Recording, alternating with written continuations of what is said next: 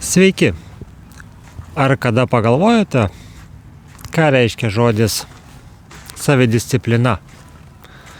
Ir dėl ko vieni žmonės pasiekia tai, ką suplanuoja, o kitiems niekada neišeina pasiekti to, ko jie nori?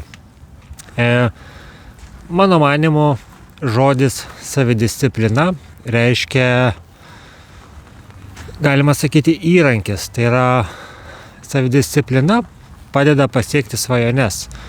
Ir kiekvienas žmogus iš tiesų gali išmokti savidisciplinos ir tai yra įmanoma įvaldyti įgūdžius, kurie padeda pasiekti savo svajonių, savo tikslų.